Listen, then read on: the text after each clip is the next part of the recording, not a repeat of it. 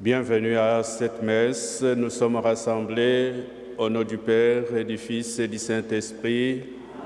La grâce de Jésus notre Seigneur, l'amour de Dieu le Père et la communion de l'Esprit Saint soient toujours avec vous. Ce matin, nous allons prier pour M. Benoît Tardy, messe recommandée par Mme Huguette Tardy. Nous allons prier aussi pour le repos des âmes de Renaud et Annette Pierre, messe demandée par Evelyne Pierre-Louis. Jésus va nous donner ce matin une leçon d'humilité. Et l'humilité peut aussi et doit être une des voies pour rencontrer le Christ. Tous nous sommes invités au salut, mais le refus de l'instrument du salut, qui est Jésus-Christ, fait que parfois nous tombons dans le péché. Au début de cette Eucharistie, préparons nos cœurs à accueillir la miséricorde de Dieu.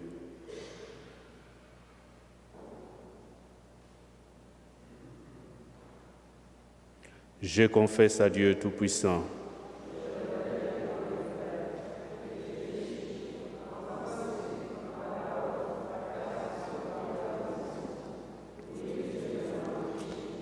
c'est pourquoi je supplie la Vierge Marie, les anges et tous les saints, et vous aussi mes frères, de prier pour moi, le Seigneur notre Dieu. Que Dieu Tout-Puissant nous fasse miséricorde, qu'il nous pardonne nos péchés et nous conduise à la vie éternelle. Seigneur, prends pitié. Ô Christ, prends pitié. Seigneur, prends pitié. Nous allons prier aujourd'hui en faisant mémoire de Saint Charles de Borromée. Prions le Seigneur. Maintiens dans ton peuple, Seigneur, l'esprit qui animait Saint Charles Borromée. Ainsi, ton Église sans cesse renouvelée et toujours plus fidèle à l'Évangile pourra montrer au monde le vrai visage du Christ, lui qui est vivant pour les siècles des siècles.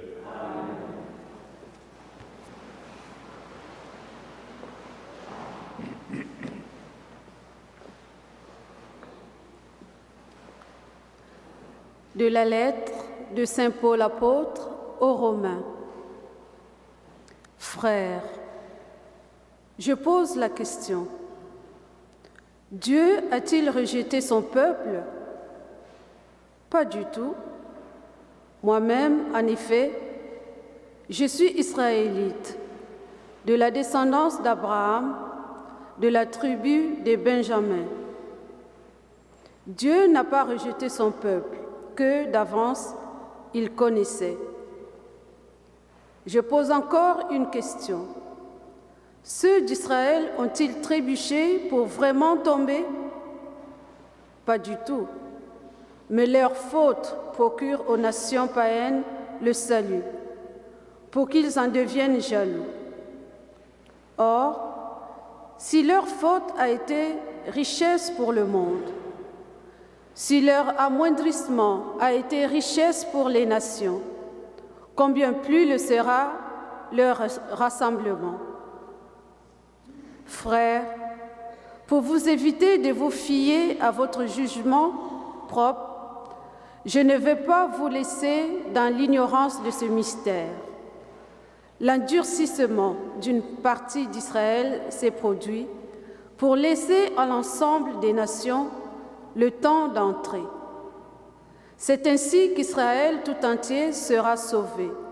Comme dit l'Écriture, de Sion viendra le libérateur. Il fera disparaître les impiétés du milieu de Jacob. Telle sera pour eux mon alliance lorsque j'enlèverai leurs péchés.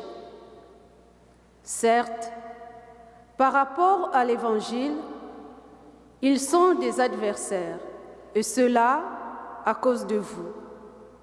Mais par rapport au choix de Dieu, Ils sont des bien-aimés, et cela à cause de leur Père. Les dons gratuits de Dieu et son appel sont sans repentance. Parole du Seigneur.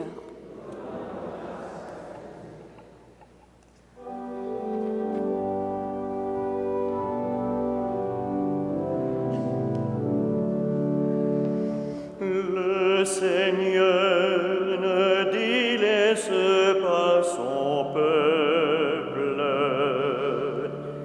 Le Seigneur ne délaisse pas son peuple. Heureux l'homme que tu châties, Seigneur, celui que tu enseignes par ta loi, pour le garder en paix au jour de malheur, tandis que se creuse la fosse de l'impie.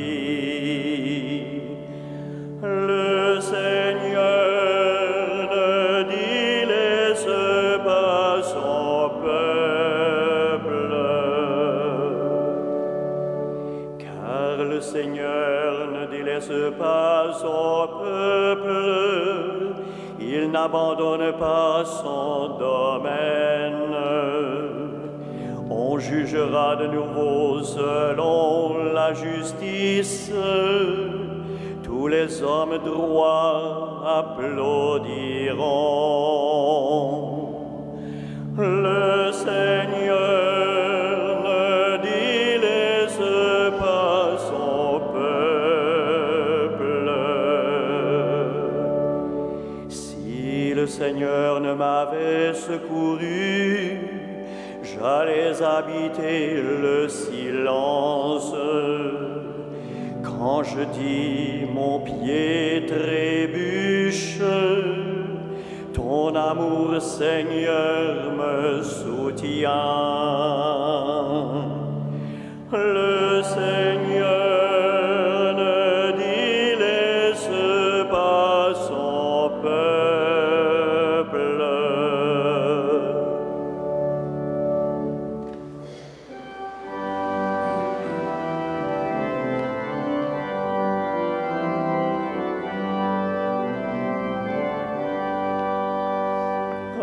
Alléluia, Alléluia, Alléluia, Alléluia. Prenez sur vous mon joug, devenez mes disciples, dit le Seigneur, car je suis doux et humble de cœur. Alléluia, Alléluia, Alléluia, Alléluia. Le Seigneur soit avec vous. Et avec votre esprit. Évangile de Jésus-Christ selon salut. Gloire à toi, Seigneur. Un jour de sabbat, Jésus était entré dans la maison d'un chef de pharisiens pour y prendre son repas, et ce dernier l'observait. Jésus dit une parabole aux invités lorsqu'il remarqua comment ils choisissaient les premières places, et il leur dit: quand quelqu'un t'invite à des noces, ne va pas t'installer à la première place, de peur qu'il ait invité un autre plus considéré que toi. Alors celui qui vous a invité, toi et lui, viendra te dire: cède-lui ta place. Et à ce moment, tu iras plein de honte prendre la dernière place.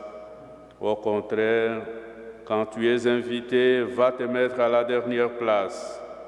Alors quand viendra celui qui t'a invité, il te dira: mon ami, avance plus haut.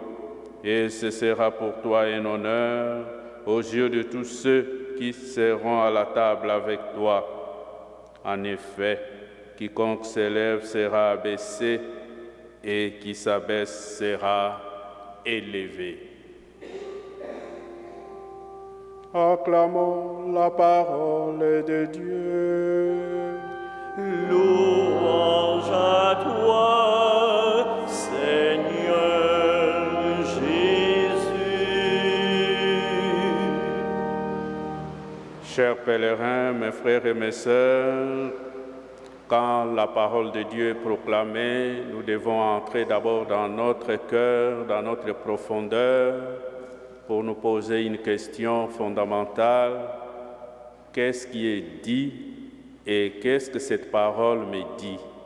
Et ça doit être une interpellation. Comme le dit Saint Paul dans la première lecture, je pose la question, Dieu a-t-il rejeté son peuple? Chacun peut répondre à cette question. Il a aussi posé une deuxième question. Ceux d'Israël ont-ils trébuché pour vraiment tomber? Chacun peut dire ou répondre à cette question. Enlève seulement les mots Israël pour dire Guillaume, Simon, Pierre, est-ce que j'ai trébuché? Et tu vas trouver comment interpréter ces passages de Saint Paul. Comme je disais au début, ce qui nous tue, c'est le manque d'humilité, c'est l'orgueil, c'est la première place. Nous avons remarqué, et d'ailleurs c'est Jésus qui remarque, remarquant que les invités choisissaient les premières places. Et c'est comme ça que débute l'évangile de ce matin. Donc les pharisiens l'observaient et Jésus aussi observe, remarquant que les invités choisissaient les premières places. C'est une façon tant différente d'observer.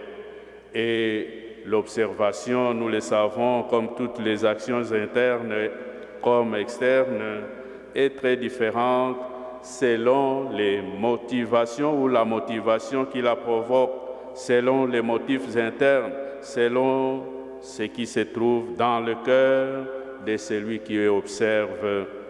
Le pharisien, comme nous dit l'Évangile dans divers passages, observe Jésus pour l'accuser. Et Jésus observe pour aider, pour servir, pour faire le bien. Et comme une mère attentionnée, Jésus prête conseil.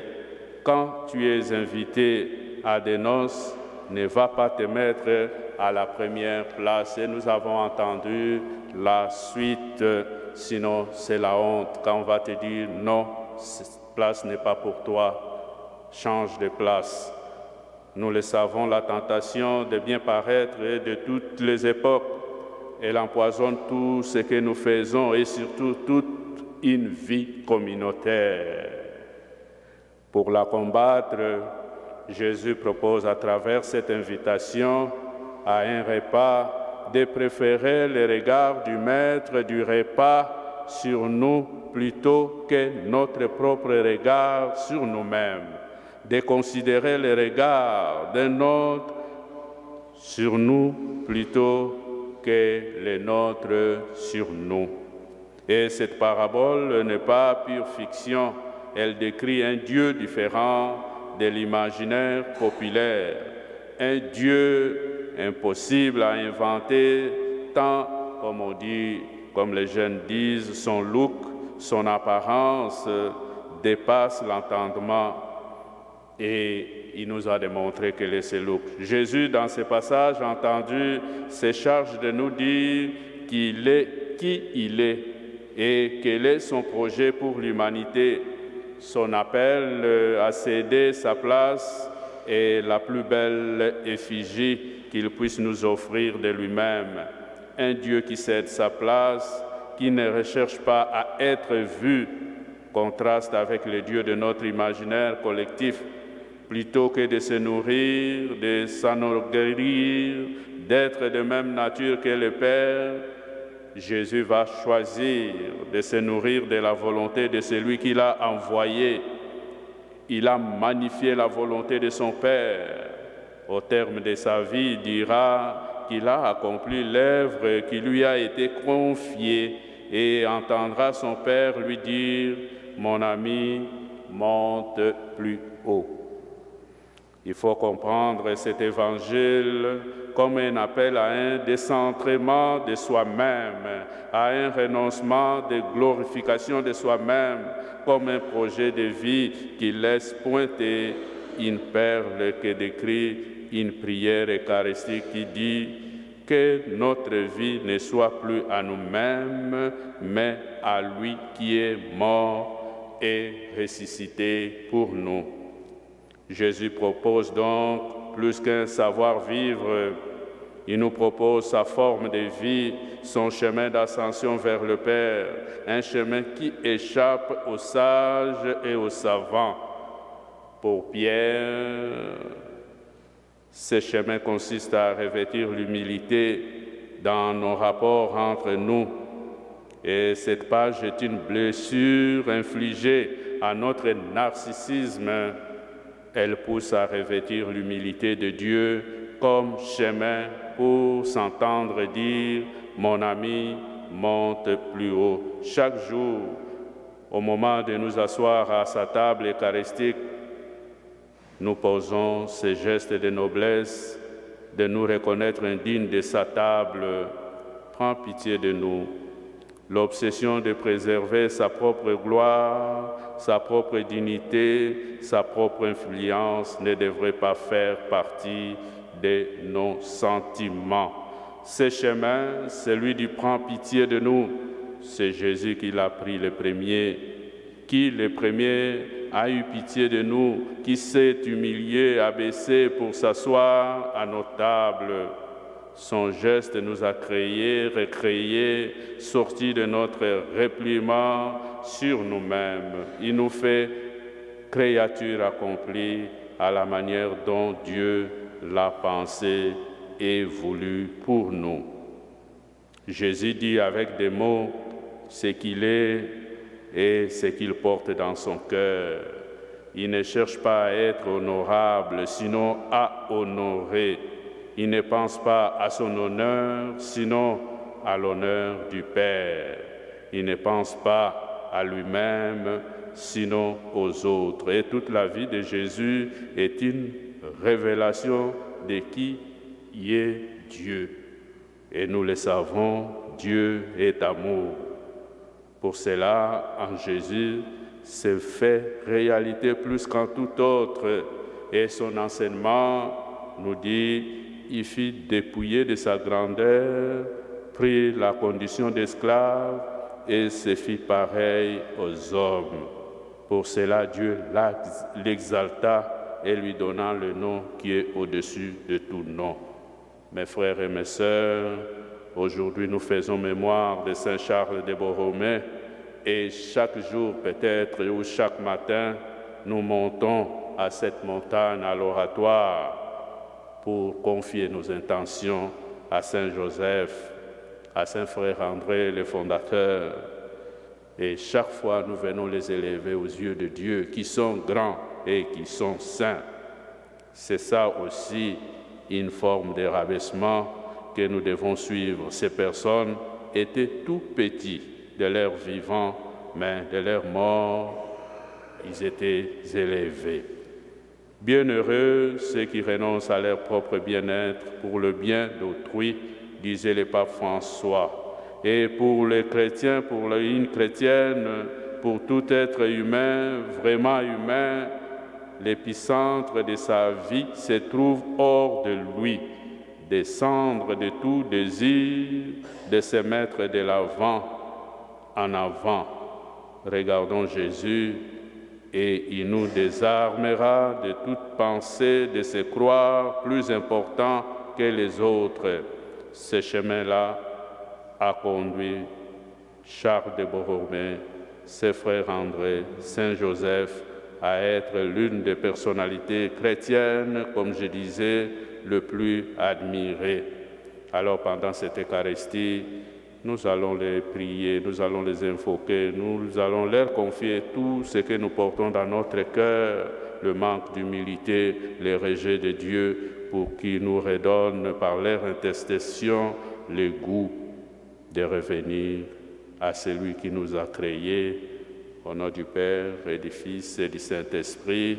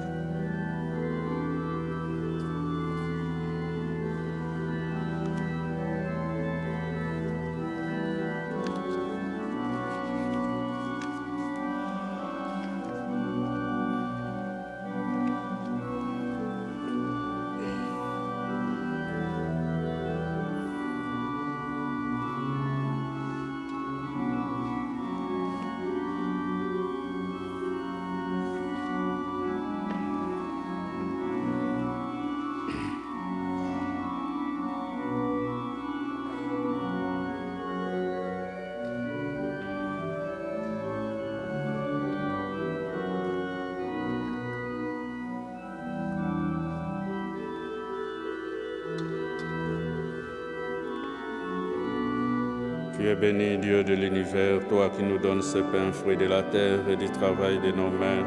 Nous te le présentons, il deviendra le pain de la vie. Béni soit Dieu maintenant et toujours.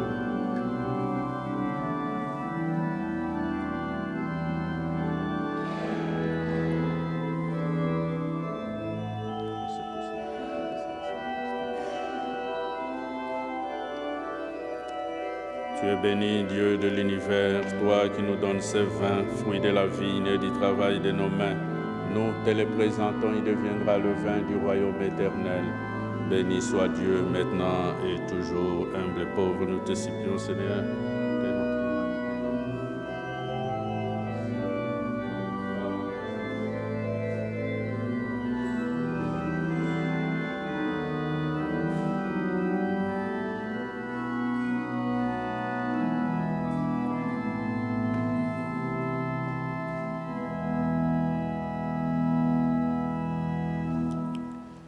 Prions ensemble au moment d'offrir les sacrifices de toute l'Église.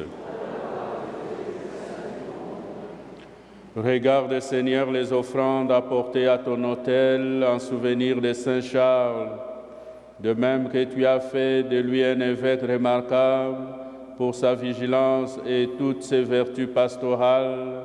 Accorde-nous par la puissance de ces sacrifices de porter des fruits en abondance. Par Jésus le Christ, notre Seigneur.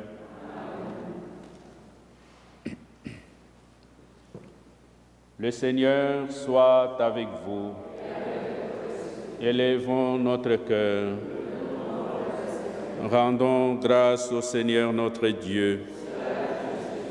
Vraiment, il est juste et bon de te rendre gloire, de t'offrir notre action de grâce toujours et en tout lieu. À toi, Père très saint, Dieu éternel et tout-puissant, par le Christ notre Seigneur. En célébrant aujourd'hui la fête de Saint Charles, nous admirons ta sollicitude pour ton Église. Par l'exemple qu'il a donné, tu nous encourages. Par son enseignement, tu nous éclaires. À sa prière, tu veilles sur nous. C'est pourquoi, avec tous les anges, tous les saints, toutes les saintes, nous proclamons ta gloire en chantant.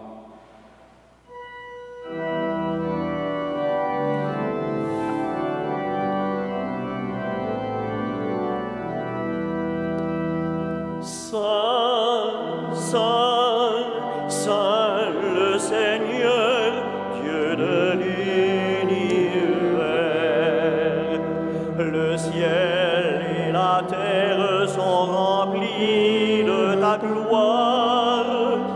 Hosanna au plus haut des cieux. Béni soit celui qui vient au nom du Seigneur. Hosanna au plus haut des cieux.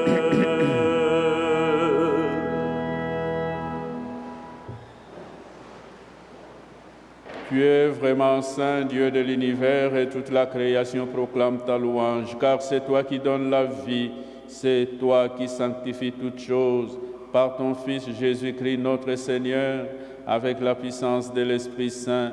et tu ne cesses de rassembler ton peuple afin qu'il te présente partout dans le monde une offrande pure. C'est pourquoi nous te supplions de consacrer toi-même les offrandes que nous apportons. Sanctifie-les par ton esprit pour qu'elles deviennent le corps et le sang de ton Fils Jésus-Christ notre Seigneur, qui nous a dit de célébrer ce mystère. La nuit même où il fut livré, il prit le pain. En te rendant grâce, il le bénit, il le rompit et le donna à ses disciples en disant, « Prenez et mangez-en tous, ceci est mon corps livré pour vous. »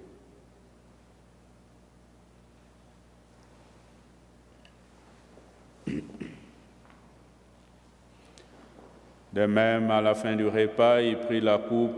En te rendant grâce, il la bénit et la donna à ses disciples en disant, « Prenez et buvez-en tous, car ceci est la coupe de mon sang, le sang de l'alliance nouvelle et éternelle, qui sera versé pour vous et pour la multitude en rémission des péchés.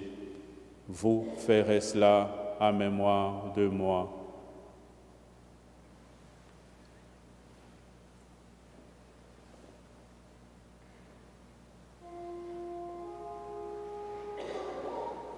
Il est grand le mystère de la foi.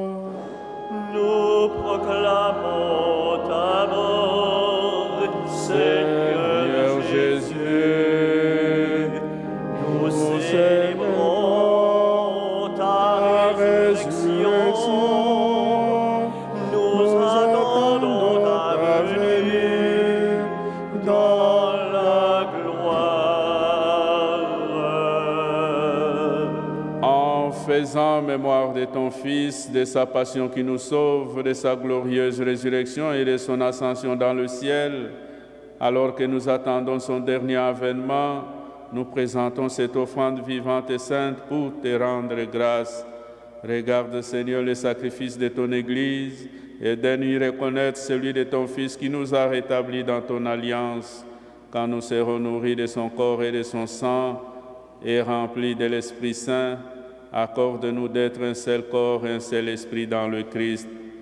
Que l'Esprit Saint fasse de nous une éternelle offrande à ta gloire, pour que nous obtenions un jour le bien du monde à venir, auprès de la Vierge Marie, la bienheureuse Mère de Dieu, Saint Joseph, son époux, Saint Frère André, Saint Charles Borromée, avec les apôtres, les martyrs, les saints et les saintes de tous les temps, qui ne cessent d'intercéder pour nous. Et maintenant, nous te supplions, Seigneur, par le sacrifice qui nous réconcilie avec toi, étends au monde entier le salut et la paix. Affermis la foi et la charité de ton Église au long de son chemin sur la terre.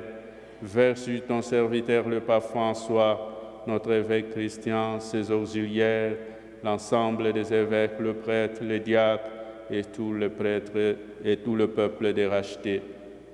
Écoute les prières de ta famille assemblée réunie devant toi et ramène à toi, Père très aimant, tous tes enfants dispersés. Pour nos frères et nos sœurs défunts, pour les hommes et femmes qui ont quitté ce monde et dont tu connais la droiture, nous te prions. Nous te prions aujourd'hui pour M. Benoît Tardy, pour Renaud et Annette Pierre-Louis. Reçois-les dans ton royaume où nous espérons être comblés de ta gloire, tous ensemble pour l'éternité, par le Christ notre Seigneur, par qui tu donnes au monde toute grâce et tout bien. Par lui, avec lui et en lui, à toi, Dieu le Père Tout-Puissant, dans l'unité du Saint-Esprit, tout honneur et toute gloire pour les siècles des siècles. Amen.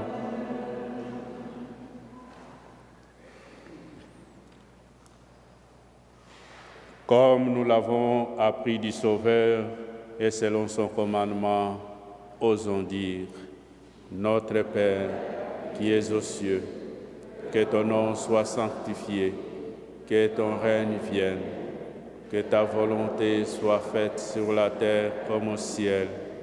Donne-nous aujourd'hui notre pain de ce jour. Pardonne-nous nos offenses, comme nous pardonnons aussi à ceux qui nous ont offensés. Et ne nous soumets pas à la tentation, mais délivre-nous du mal. Délivre-nous de tout mal, Seigneur, et donne la paix à notre temps, donne la paix à nos familles et communautés.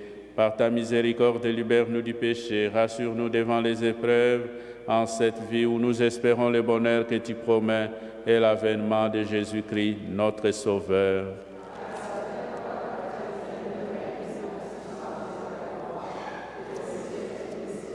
Seigneur Jésus-Christ, tu as dit à tes apôtres, « Je vous laisse la paix, je vous donne ma paix. Ne regarde pas nos péchés, mais la foi de ton Église.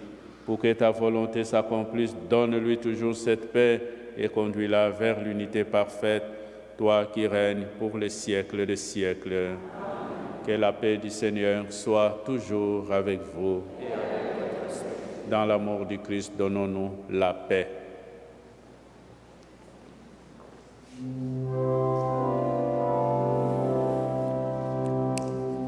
Agneau de Dieu, qui enlève le péché du monde, prends pitié de nous. Agneau de Dieu, qui enlève le péché du monde, donne-nous la paix.